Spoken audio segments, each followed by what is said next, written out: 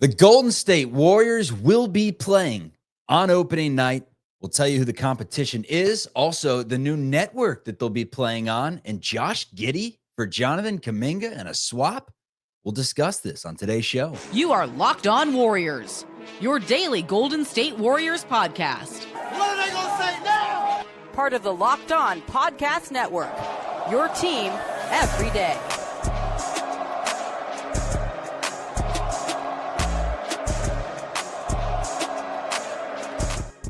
What is up, everyone? Long time no see on the Locked On Podcast Network, your team every day. This is Locked On Warriors, and it's considered our off season where I have to go from 5 shows a week to the quota of 3. Good, because there hasn't been a ton going on in Warriors land, but when we do have shows, they're brought to you by Gametime. Download the Gametime app today, create an account, use code LOCKEDONNBA for $20 off your first purchase. Matt Kolsky joins me. My name's Charlie Walter. I worked at 95.7 The Game in the Bay Area. Was a talk show host there. Also for CBS News Bay Area. Covered the Warriors on TV. Kolsky, full-time radio, all-time radio. Just dissects things. Formerly at 95.7 and KNBR. On today's show, we're talking a little Team Australia. The Warriors all of a sudden are very interested in Australians, but is the latest name connected to them actually real, or is this just one of many reports that we hear in a slow offseason? We'll guess some dates on when the Warriors may actually do some things. But first of all, we have actual news to get to, Kolsky. Scheduling news. How exciting. What's up, my man? Hey, yeah, Warriors still at the top of the call sheet, if you will, but not engaged in much so far in the offseason. So it's an interesting dichotomy. What team will show up on opening night? I guess we'll find out. The good news is, one, we have a lot of time to go before regular season. Oh, yeah. And the better news is that time will go very quickly. So we will have basketball soon, to say the least. Dubs are playing on primetime. Cue up the music. NBA on NBC's back, man. That is nostalgia. Yes. We never have gotten to see Steph Curry with that music behind him. Obviously, they transitioned it over to FS1. That was long after Curry was playing collegiate basketball. So Steph's never been connected to this. It's more like Reggie and AI and Jordan and Barkley and those guys in that era. And here we go, man. LeBron and Steph on opening night, which also features the Oklahoma City Thunder, the defending champs, hosting the Houston Rockets with their new player, Kevin Durant, who just happens to be a former Thunder that probably could have stayed there and maybe won a title. And instead, he gets to watch him hoist a banner. And the Warriors traveled to LeBron James and the Lakers. I guess let's start off with this. The excitement of just hearing that music again. I know nostalgia is always great, but there's just something about the NBA and NBC, and it's good to have it back. Yeah, man, you don't have to tell that to a kid that grew up in love with the Bulls in the 1990s. You know, that's that music just gives me the best feelings of my life, pretty much. So you don't have to tell me twice. And getting to have Steph Curry introduced by Round Ball Rock, this is the stuff of legends. You know, you thought you'd only get to see it in 2K, and now real life. And as far as, listen, man, we all peaked in 96. We all peaked in 96. Everyone hosting this podcast peaked in the 90s. Anyway, these guys, Steph and LeBron, not in the 90s, they also probably are both post-peak, but they are not post being the 2 biggest draws in the NBA. And so it's no surprise at all that they play each other on opening night. And you know what? A pretty good matchup, I think.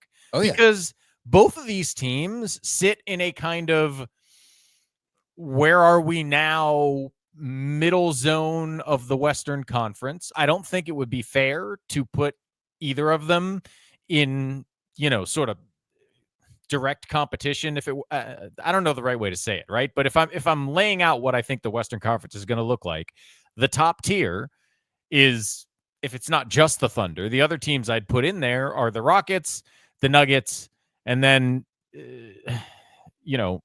Clippers are old. I guess we could talk about the Clippers or T-Wolves, right?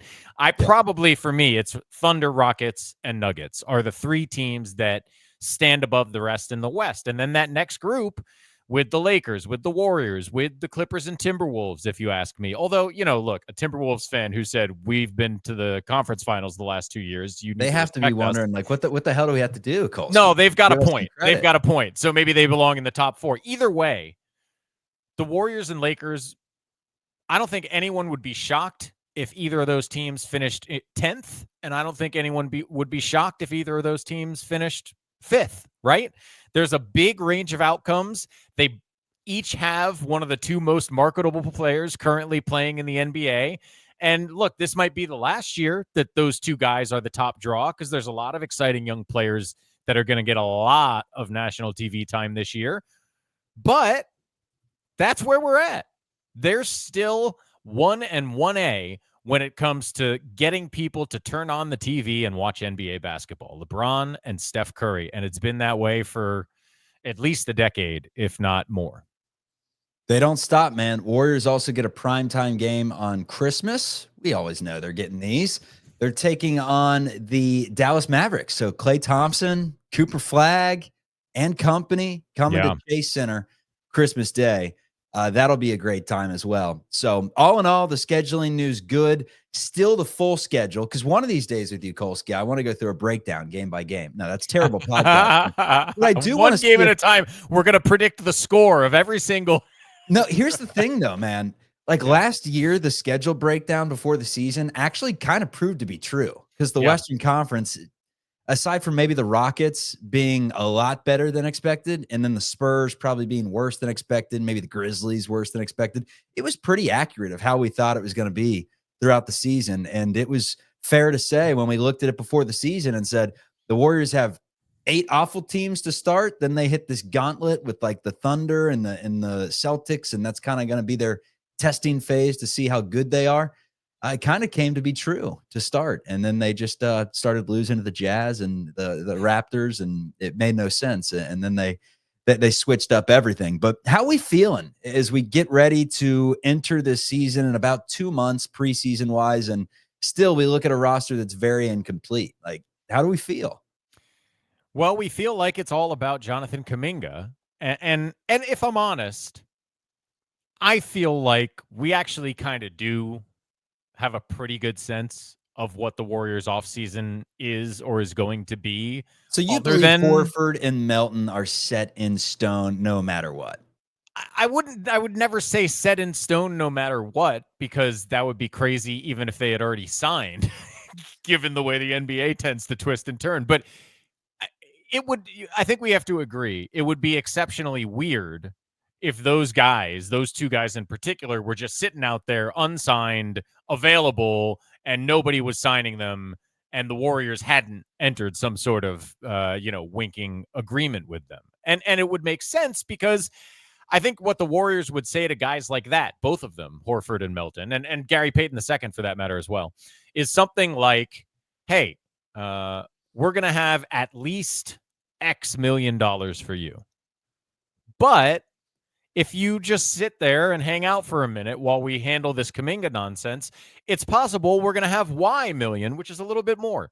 So no rush. We're guaranteeing you the X million. And if you're willing to sign for that, great.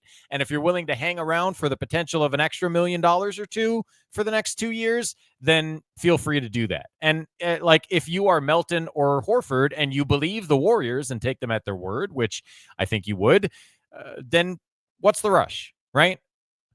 That's where I would guess this is. And they have to maintain flexibility by signing Kaminga first, because Kaminga is the one where if by some strange development he got a much bigger deal, right, and he got like $30 million a year or something like that, then you'd only have certain tools with which to pay the mid-level, et cetera, to pay Horford. You'd probably have to sign Payton to a minimum contract, right? But if Kaminga either signs for less or gets traded for, a different number of players whose contracts fit a different way, like there's a lot of ways this could shake out. And it would just be too weird if the specific guys we think the Warriors are going after were just sitting unsigned, and it wasn't because the Warriors had told them, listen, we're bringing you in. It's just a matter of whether we can give you a few extra bucks. So there's that. But the Kaminga part is still totally unknown. Let's get to the Kuminga part coming up, because Josh Giddey, a name that's been surfaced out, is one that the Warriors would be looking into for a sign and trade. Last we heard, everything was shut down. Warriors aren't making any trades. And now we're hearing about our friends from Chicago who we thought were out of the sweepstakes as they were working on this Giddy deal. And they probably still are, realistically. But it's August. It's the middle of August. So we're talking Josh Giddey and the possibility of Team Australia starting to form, the Aussies in the Bay Area. That's coming up on Locked On Dubs. And most importantly, he a dog. We need more dogs. Episode is brought to you by Gametime. We've all been there, logging on early and waiting forever for concert tickets to go on sale, only to lose your spot for a show you've been dying to see. Live music should be about making memories, not dealing with the stress of ticket shopping. That's where Gametime comes in. Gametime makes getting concert tickets faster and easier than ever. Prices actually drop as it gets closer to showtime, and you can save up to 60% off with their killer last-minute deals. Tired of endlessly scrolling to find the best deal? Gametime Zone Deals picks the best seats in your section for you. You get panoramic seat views, and with Gametime, the price you see is the price you pay, no hidden fees, and the Gametime guarantee has your back with cancellation protection and more. Take the guesswork out of buying concert and show tickets with Gametime. Download the Gametime app, create an account, use code LOCKEDONNBA for $20 off your first purchase. Terms apply. Again, create an account, redeem code LOCKEDONNBA for $20 off. Download the Gametime app today. Last minute tickets, lowest prices, guaranteed. All right, so Josh Giddey is the most recent name being connected to the Golden State Warriors. Basically, a Jake Fisher report saying that the Warriors are interested in potentially bringing in Josh Giddey, another restricted free agent, in a sign and trade. Giddey's numbers, 14.5 last year, 8 rebounds, 7 assists. He stuffs a stat sheet. Age-wise, you're swapping one young player for another young player. It's just very stylistically different. He's 22 years of age, is Giddy, a former number 6 overall pick, whereas Kaminga, a former number 7 overall pick. You're essentially just swapping parts right there. But two completely different players. Giddy, 37% from 3, getting better throughout his career. And a player that started off on the Thunder has made his way to Chicago and is either going to stick with Chicago long-term or find himself a new home. Will that new home involve the Bay Area? I mean, that question, like you said, probably not, right? I mean, probably not. Is it possible? Do I believe that the Warriors are interested? Yes. It's really hard to get this done for a variety of reasons. First of all, do you like Josh Giddey before we get into financials? Okay, if we yeah, I mean, it's not even Just financials as much as it's trade rules, right? But let's talk about the player first, because I think anything with Kuminga at this point, other than him just signing for the Warriors, either in a way that hurts them or in a way that doesn't, nothing is likely, right? So if this is the best possibility, who cares if it's a 10% or a 1% or a 50%? Like, if it's the best possibility, let's talk about how he fits. And I guess what I would say to you is there is one, well, actually, they're similar sized, interestingly enough. But other than like height and weight, right? They're both 6'8", 210. In fact, they're both listed exactly 6'8", 210. Other than height and weight, the only thing they have in common is shooting, which is not a good thing. Other than that, they are virtually opposite players, which I think would tell you that stylistically, Josh Giddey is kind of exactly what Steve Kerr likes. And I think one of the interesting things, like, Josh Giddey is not a particularly good defender, right? In fact, I think if you are talking about D'ing somebody up, Jonathan Kuminga is the far superior defender. He is going to, if it's one-on-one, Josh Giddey has no chance against Anthony Edwards, right? And we saw Jonathan Kuminga acquit himself about as well as anyone can against a guy like Anthony Edwards in a one-on-one scenario. On the other hand, Josh Giddey gets the game at a deep DNA level. He is a tremendous passer. He is a clever ball handler, if not particularly excellent. He knows where he should be on the floor. He does all the little things. He rebounds the hell out of the ball for a guy who is not a great athlete, right? Josh Giddey is the guy Steve Kerr wants to point to when he says to Jonathan Kuminga, you should be averaging 8 rebounds a game, right? Because Josh Giddey's 6'8", 210, and Jonathan Kuminga is 6'8", 210, and Jonathan Kuminga is 3 times the athlete that Josh Giddey is, and Giddey averages 8 boards a night. And it's because he knows where to be. It's because he's thinking the game at a very, very, very high level.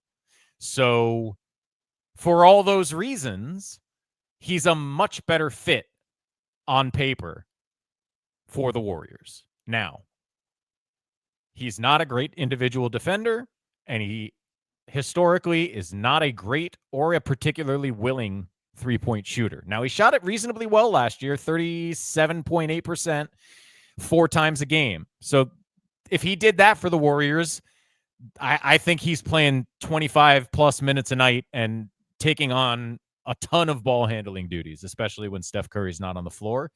If he shoots like the rest of his career and he's a sub 33% career, before this year, his career 3-point percentage was like 31.5 or something like that. 31. So if he's a 31% 3-point shooter who's not playing great one-on-one defense, I think he's harder to keep on the floor, because what's the thing we've heard over and over again about why Kaminga can't play with these Butler, Curry, Draymond lineups? It's shooting. So again, on paper, much better fit, but I'm not 100% confident of his ability to impact things if he does not maintain the level of shooting that he reached for the first time last season. In fact, I think most people who follow the league will remember the reason he's on the Chicago Bulls is because the previous season in OKC, he was played off the floor in the playoffs because he wasn't hitting open threes and then started being afraid to shoot them. So I don't know. He's clearly a better fit than Kuminga. What would his impact be in reality? It's certainly questionable. And because I think you trust both Moody and Hield to knock down threes more consistently than you would trust Giddy, I understand the reluctance of the Warriors to include one of those two guys in the deal. On the other hand, this gets Kaminga out of town, brings in a guy who I'm sure would be interested in playing alongside Steph Curry, and also a guy that probably long run is a little easier to trade than Jonathan Kuminga, certainly because he's put some stuff on paper that Kuminga has not had the opportunity to do. I mean, Josh Giddey was playing 30 minutes a night from his rookie season. Is he future face of a franchise good if he can knock down consistent threes, or is he more like a Robin? Like he's your number. He's more of a Robin to me. He's more of a, like, who he's, who he reminds me of right now really is a Lamar Odom, a young Lamar Odom, right? Really? Not a super athlete, although Lamar was probably a little bit better athletically, but brilliant passer, really smart. Dude, wasn't Lamar Odom like a power forward though? Am I? Yeah, but what do you think Josh Giddey is? I mean, he's a power forward with point guard skills. Yeah. Yeah, but he's not playing the one, right? Yeah. He's a, I guess if you put him next to Kobe White and you call Kobe White the shooting guard and Giddy the one, and Lonzo Ball the 3, but it's all, he's a 3-4 sized guy. He's 6'8", 210. So you want him defending big, certainly. He can't defend point guards, right? So essentially he's playing point power forward, not unlike Draymond, which is why, again, if he's not knocking down the shot, it's going to be a tough fit in some ways. Not stylistically with the coach, but just mechanically with the other players. All that said, he is by far the best player that has been mentioned in any of this stuff, right? All right, let's talk about how we can do it, man. That's the big thing. That's coming up on Locked On Warriors. Just real quick, Chuck, right? The names are like Malik Monk. It's Keon Ellis. Like there's some nice players in there, but Giddy is a 22-year-old with legitimate top 3 on a championship team potential. So, that's a guy. And if I were the Warriors, I would do my best to get it done at this point, because I don't think you'll do a lot better. All right, well, how are they going to get it done? That's what we're answering coming up on Locked On Warriors.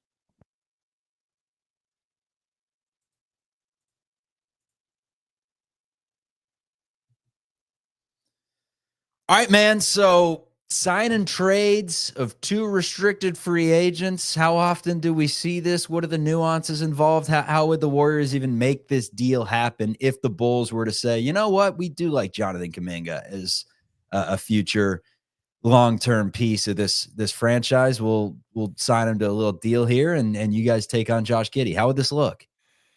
Okay, so it is, first of all, to answer the first question you asked, which is how many times have we seen this? It's absolutely, the answer is 0, because all of the rules around this have changed in the latest CBA. So I couldn't tell you whether 2 restricted free agents were traded for each other under previous constructions of the CBA, but not under this one, and it is wildly complicated. And so I am going to do my best, and if I'm wrong, someone will correct me in the comments, I'm sure. And they'll probably be wrong too. Yeah. You know?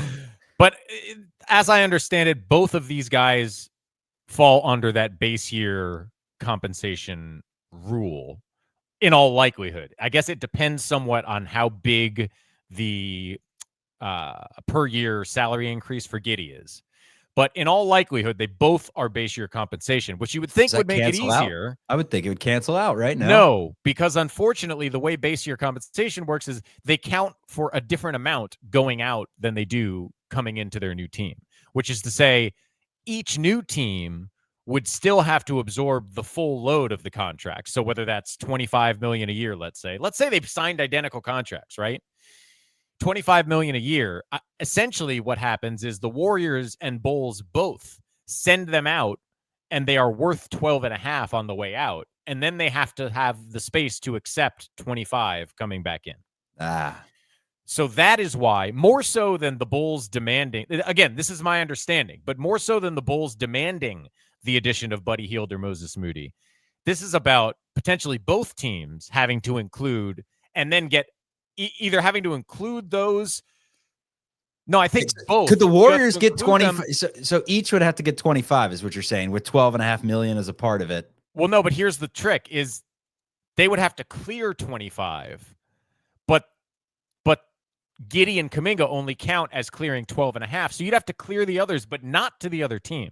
So you'd have to have one, potentially 2 other teams in this deal to accept Moody and or Hield, and then somebody from the Bulls so that they also created the extra space to take in Kaminga, right? So it becomes both very complicated, and both the Bulls and Warriors, as I understand it, would have to give up more than they would want and not get anything extra in return. It's why not like can't it be as easy as that's what I'm saying though. Why couldn't it be as easy with the new CBA as sending out, let's say hypothetically, Moody and Kaminga? Let's say the prices come out to be about $25 million if you're talking base year compensation at what, 12 million for Kaminga, 13 million for Moody.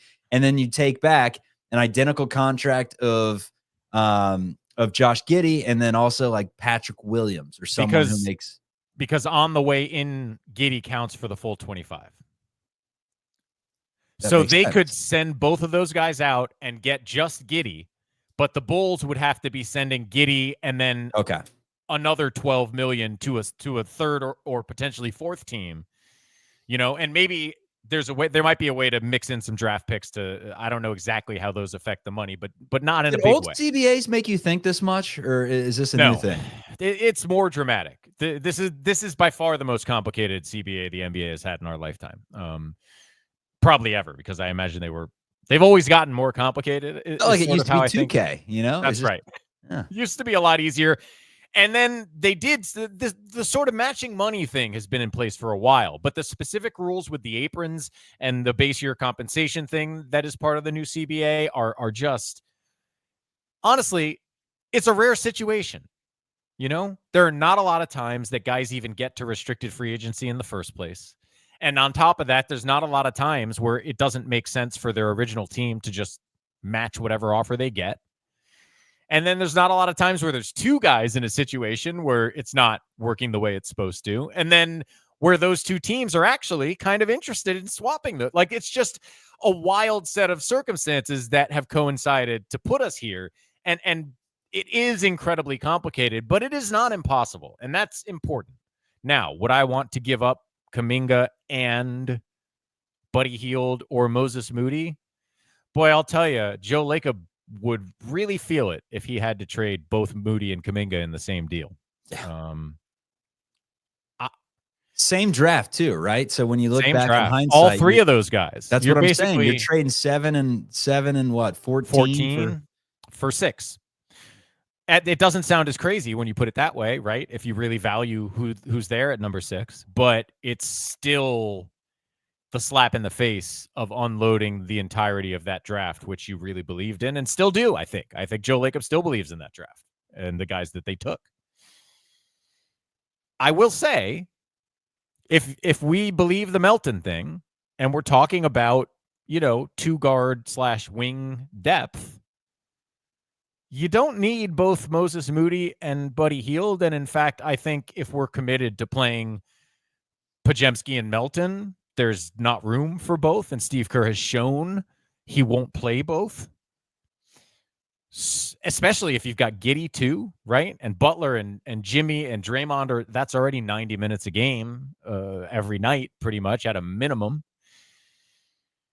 You can go with the less is more and kind of force Kerr's hand into playing less people and kind of shoring up your depth naturally. It is well established how I feel about Jonathan Kaminga, and I am not actually even prepared to say that the ceiling for Josh Giddey is higher or that Josh Giddey is assured of being a better player or any of that stuff. But we've seen what Steve Kerr thinks of Jonathan Kaminga, and whether I agree with him or not is kind of immaterial. I think we can agree that a good version of Giddey is a player that Steve Kerr is going to be creative to find ways to use. Brandon Podziemski kept playing every night when he was shooting 15% from three-point range for a month and a half last year, right? Mm-hmm. I think Steve Kerr, whether we want to say he's better suited or he just prefers it, he is more likely to find a way to make it work with a Josh Giddey than a Jonathan Kaminga. And if the cost of that is giving up either Hield or Moody, and I think, strange to say, I think they would choose to give up Moody because there is something about that special sauce with Buddy Hield and Jimmy Butler that they really like. I think if I'm Mike Dunleavy, even if I believe in Kuminga and Moody, I'm biting the bullet here because the coach ain't going nowhere as long as Steph Curry is here, and you want Steph Curry here as long as possible. So I think I bite the bullet, and whatever it takes to get this done, maybe I even got to sweeten the pot with a couple of second rounders or something to get that third, fourth team involved. I think I'm pushing hard for this, man. I don't see a better option emerging. Yeah, and the Warriors have an easy middleman into this entire thing. We saw the Instagram picture of Josh Giddey working out with Taron Armstrong. Armstrong probably going to be on a two-way deal to start the season. So there's Alex Toohey definitely going to be on a two-way. Australian. We got Bogut, helping out the coaching staff and everything with some decisions there and some scouting in Australia. So maybe you open up that pipeline. I mean, Locked On Warriors had Josh Lloyd on our last show from be the St. Mary's basketball. To be the St. Mary's of the NBA, just get that Australian pipeline open. See if Dellavedova is available as a scout. You know what I'm saying? Yeah. Send him over, send him across the pond, send him down under, see what he can find. No doubt about it, man. Team Australia. Who else? Ingles. Where's Joe Ingles at right now? He might be a free agent. He was looking. I think he is. Yeah. He looks in almost as good shape as me last time I saw him. Well, that's what they. Oh God, that's what they said. No, that's a good thing. That's a good thing now. Kolsky's in great shape. Terrible shape, dude. They said they actually compared Toohey to Ingles in some of his in his draft comps. So yeah, I mean that'd be nice in a few years. He's not there yet. If you watch him at all at Summer League, but you know what? No. Quentin Post wasn't there a year ago at Summer League, so who knows? We don't know what's going on with these dudes. No, and then the Will Richard contract, everything like that. It's all in Kuminga. Like at this point, everything is being held up by this Jonathan Kuminga.